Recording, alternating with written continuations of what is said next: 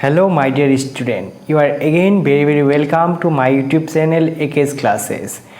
तो आज से हम लोग एक नया बहुत ही अच्छा बहुत ही इंटरेस्टिंग सा चैप्टर स्टार्ट करने जा रहा हूँ। The name of the chapter is the coordination compound. ठीक है, तो it is one of my favourite chapter as among the inorganic chemistry this coordination compound is most interesting one। ऐसे ही inorganic chemistry का एक बदनाम है कि इसमें रटना बहुत चाहिए।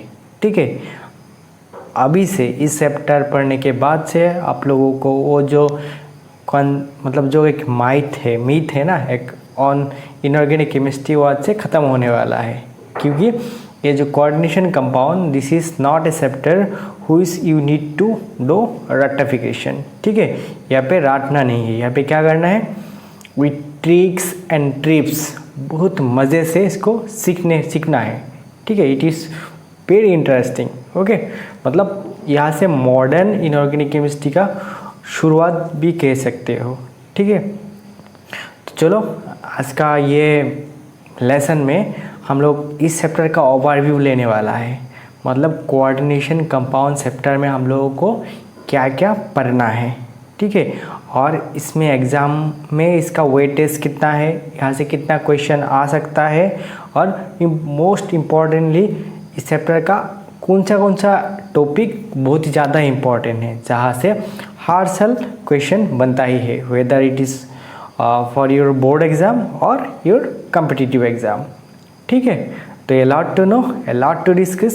Before I begin, I want you all to take a pen and paper and write down the important points जो मैं इस लेसन में आप लोगों को बोलने जा रहा हूँ।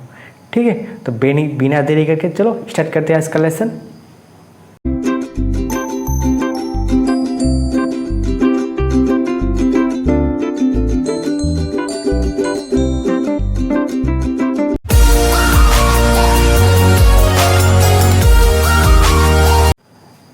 जैसे मैंने पहले आपको बताया, आज हम लोग कोऑर्डिनेशन कंपाउंड के बारे में डिस्कस करने वाला हूँ। ठीक है, this will B A introductory class on coordination compound.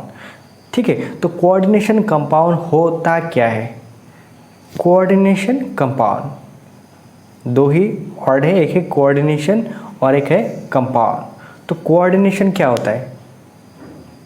Coordination मतलब देखो, हम लोग ने केमिकल बॉन्डिंग में क्या पढ़ा था? 3 टाइप्स ऑफ बॉन्ड पढ़ा था। एक था आयनिक बॉन्ड, एक था कोवेलेंट बॉन्ड और एक था कोऑर्डिनेट बॉन्ड। और भी बॉन्ड होता है, लेकिन we know there is a bond that is called coordinate bond. तो वो बॉन्ड तो थोड़ा तो याद आया होगा। मतलब कोऑर्डिनेट बॉन्ड क्या था? ये कोवेलेंट बॉन्ड का एक टाइप था कि नहीं? कैसा था कोऑर्डिनेशन? कोवेलेंट बॉन्ड में क्या होता है? Electron are share between the atoms. मतलब दोनों एटम अपने बीच में इलेक्ट्रॉन को शेयर करके कुछ कंपाउंड फॉर्म कर देता है। ओके, कुछ बॉन्ड फॉर्म कर लेता है। That type of bond is called what? Covalent bond. Generally covalent bond form between 2 non metals, is not it? Okay, तो this coordinate bond is nothing but a types of covalent bond. यहाँ पे भी electron का share होगा, लेकिन जो electron share होगा both the electron will come from one side only. ठीक है, लेकिन जो नॉर्मल कोवेलेंट बॉन्ड होता है वहाँ पे क्या होता है? दोनों एटम मतलब इक्वली इलेक्ट्रॉन क्या करता है? शेयर करता है। ठीक है, लेकिन कोऑर्डिनेट बॉन्ड में ऐसा नहीं होता है। ठीक है, तो ऑब्वियसली ये नाम में क्या है? कोऑर्डिनेट है, तो ऑब्वियसली यहाँ पे कुछ कोऑर्डिनेट बॉन्ड तो ज़रूर होता है कि नहीं? है कि नहीं? वो ये चैप्टर पूरा पढ़ने के बाद ही हम लोग को पता चलेगा।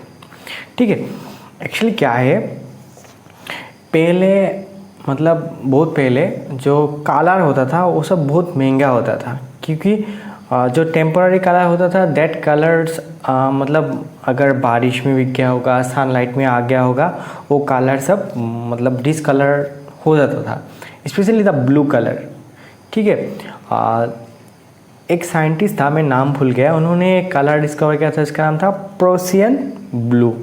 ठीक है, ये प्रोसियन ब्लू से कुछ पेंटिंग बनने से उसका अगर कुछ नीलाम हो जाता है ना, तब इसका दाम भी बहुत होता था। क्यों? क्योंकि ये कलर बहुत ही मतलब परमानेंट कलर था। ओके, क्योंकि this colour was made from this coordination compound. ठीक है, तो कोऑर्डिनेशन कंपाउंड का अगर तुम्हें कुछ डेफिनेशन पूछता है व्हाट इज कोऑर्डिनेशन कंपाउंड, तो क्या बोल सकते हो? Coordination compounds are molecular compounds which are formed from the combination of two or more simple stable compounds are retain their identity in the solid as well as in the dissolved state। मतलब दो और उससे ज़्यादा stable compound मिलके अगर कोई compound form होता है और जिसका जो प्रॉपर्टीज़ है और जो उसका जो आइडेंटिटी है वो सॉलिड स्टेट में भी और डिजॉल्व स्टेट मतलब किसी सॉल्यूशन में मिक्स होने के बाद भी उसका जो आइडेंटिटी है वो कभी चेंज नहीं होगा। ठीक है, पूरा तो समझ में नहीं आया होगा, डोंट वरी। जब मतलब नेक्स्ट क्लास से हम लोग अभी इसका पूरा डिटेल्स में एनालाइज करने जा रहा हूँ तब ये पूरा समझ में आएगा। ठीक है, तो ये कोऑर्डिनेशन कंपाउंड हम लोगों का डेली लाइफ में, हम लोगों का लाइफ में भी एक इम्पॉर्टेंट रोल प्ले करता है। जैसे क्लोरोफिल, नाम तो सुना होगा, chlorophyll where it is found, it is found in the green leaf of the plant, मतलब प्लांट का लीव्स में इसको पाया जाता है। ठीक है, देखो this chlorophyll also a coordination compound. How this chlorophyll is a coordination compound? ठीक है, देखो क्लोरोफिल में क्या रहता है? Magnesium. Okay, it is a magnesium के साथ मतलब एक पूरा कॉम्प्लेक्स फॉर्म हो जाता है। ओके, और उस कॉम्प्लेक्स के वजह से ये जो प्लांट का लीफ मतलब उसमें क्लोरोफिल प्रोड्यूस होता है। ओके, मतलब simple this chlorophyll is the coordination complex of this Mg मतलब magnesium. More over all the animals have blood, और ब्लड का कलर कैसा होता है? रेड। क्यों? Because of presence of this haemoglobin. ठीक है, हीमोग्लोबिन Hb, जिन लोगों का बायो है उन लोगों को तो अच्छे से पता होगा। ठीक है, haemoglobin is responsible for the reddish color of the blood। ठीक है, and this hemoglobin is nothing but a complex of iron, मतलब आयरन से एक कॉम्प्लेक्स फॉर्म होता है। ठीक है, and that complex is what? Haemoglobin. Moreover तुम लोगों ने विटामिन B12 का नाम भी सुना होगा। विटामिन B12 मतलब विटामिन कितना होता है? Vitamin generally 6 type, vitamin A से E तक और K, vitamin A B C D E and K। ठीक है, और इसमें जो विटामिन B होता है, vitamin B is a complex, मतलब विटामिन B का भी और भी क्या होता है? सेक्शन हो सकता है। Vitamin A, vitamin B1 B2 ऐसे करके B12 तक होता है, सब नहीं होता है लेकिन B12 होता है। और vitamin B12 is also a what? Complex. ये किसका कॉम्प्लेक्स है? This is complex of what? Cobalt. ठीक है, कोबाल्ट का, इसलिए विटामिन B12 का एक नाम है, क्या है उस नाम? साइनोकोबाल्टमाइन। याद रखना है। क्या क्या होता है? क्लोरोफिल कहाँ मिलता है? प्लांट में। नेक्स्ट क्या होता है? नेक्स्ट इस हीमोग्लोबिन क्या रहता है? आयरन का कॉम्प्लेक्स होता है। और लास्ट में क्या बोला? Vitamin B12। ठीक है, it is a complex of cobalt, इसलिए इसका नाम क्या होता है? साइनोकोबाल्टमाइन।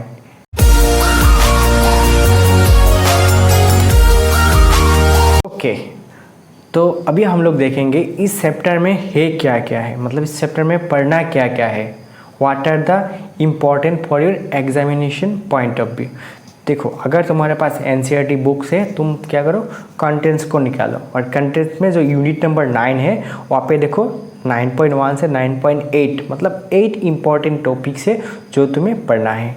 ठीक है, तो फर्स्ट टॉपिक है, अगर तुम्हारा बुक में देख सकते हो, और ये जो नीचे वाला लाइन में वहाँ पे मैंने लिख दिया, उसमें भी देख सकते हो। क्या है? Warners theory for coordination compound.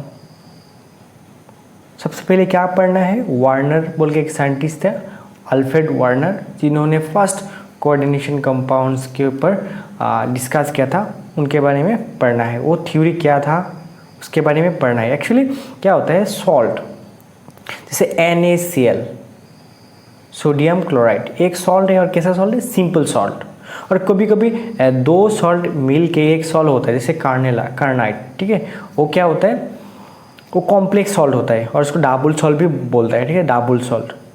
तो डाबल सॉल्ट और ये कोऑर्डिनेशन कॉम्प्लेक्स, इन लोगों के बीच में डिफरेंस क्या है उसके बारे में भी पढ़ना है। और यहाँ से हर साल एक क्वेश्चन बोर्ड एग्जाम में आते रहता है, what is the difference between double salt and coordination compound, ठीक है। मतलब जो डाबल सॉल्ट होता है उसका अगर तुम मतलब एक्वस सॉल्यूशन में ले लोगे तो इट विल बी डिसोसिएट, ये अपना प्रॉपर्टीज अपना जो आइडेंटिटी ये खो देगा, ठीक है, it will be completely ionised.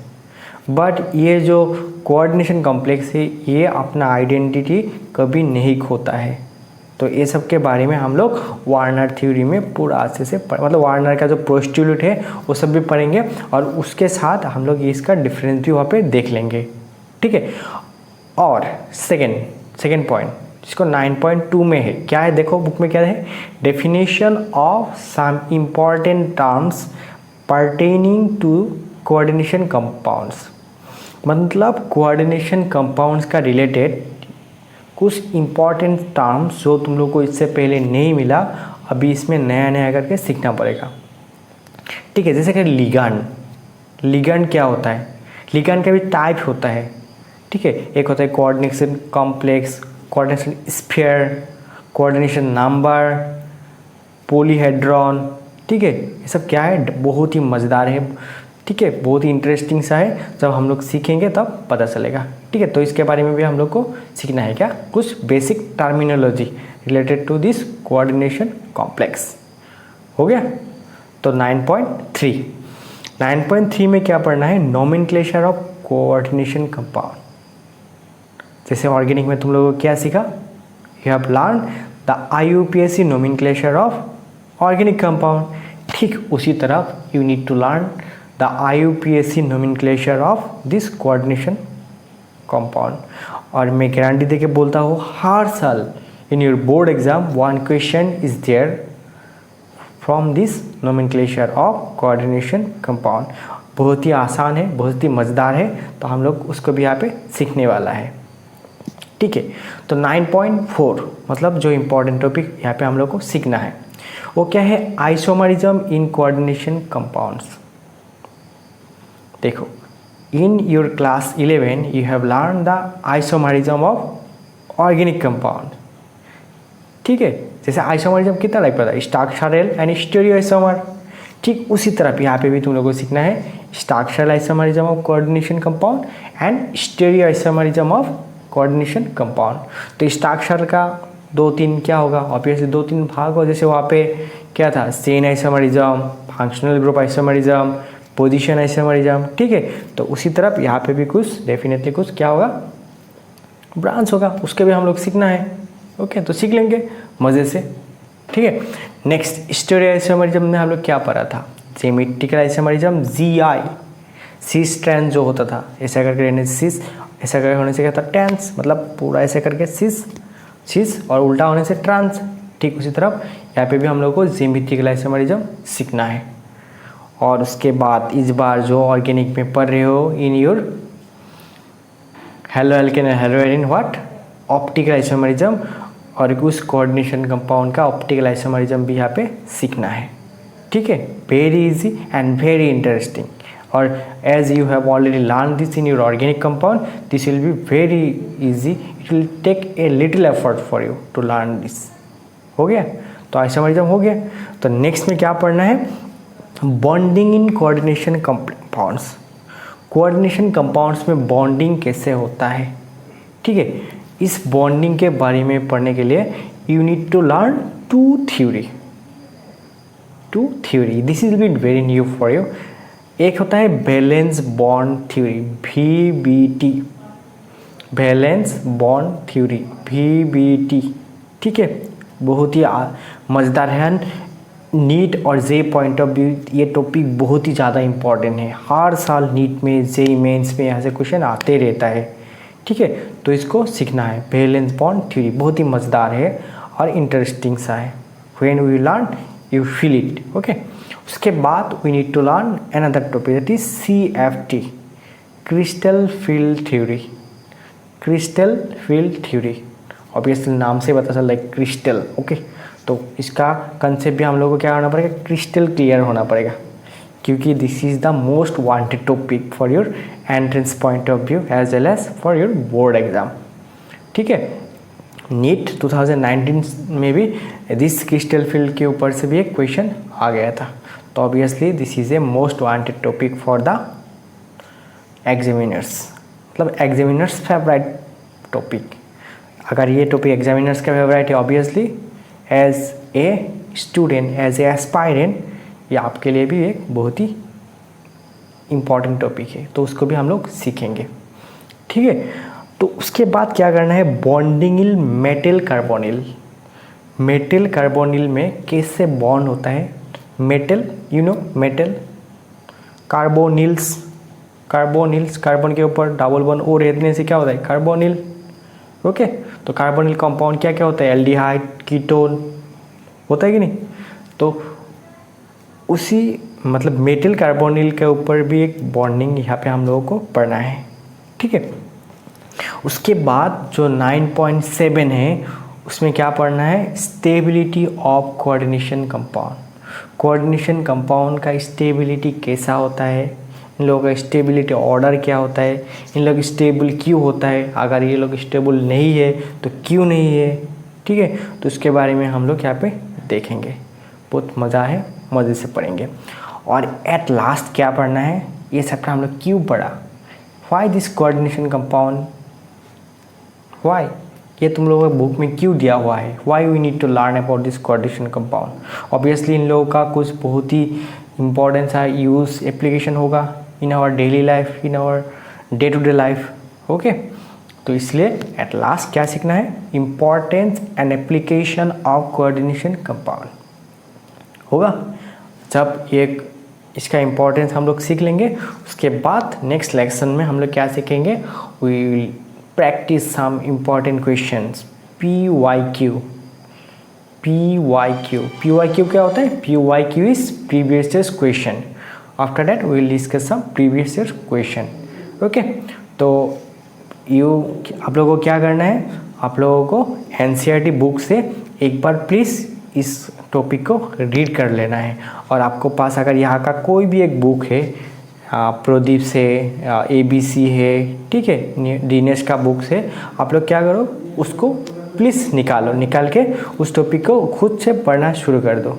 ठीक है, अगर देखो, अगर कोई भी टॉपिक टीचर पढ़ाने के पहले खुद पढ़ के आओगे तो ऑब्वियसली तुम्हें 10% तो क्लियर होगा ना, बाकी 90% डाउट रहने दो। ठीक है, तो जब मैं ये लेसन फिर से खुद से डिस्कस करने वाला करूँगा तब definitely you will feel easy. ठीक है, तब ये फील नहीं होगा यार सर क्या पढ़ा रहा है कि नहीं ना। तो चलो एक पूरा जोश के साथ आज गुड बाय करते हैं, क्योंकि कल से हम लोगों को ये चैप्टर पूरा आस्ते से सीखना है। ठीक है, तो have a good day, take care, bye bye.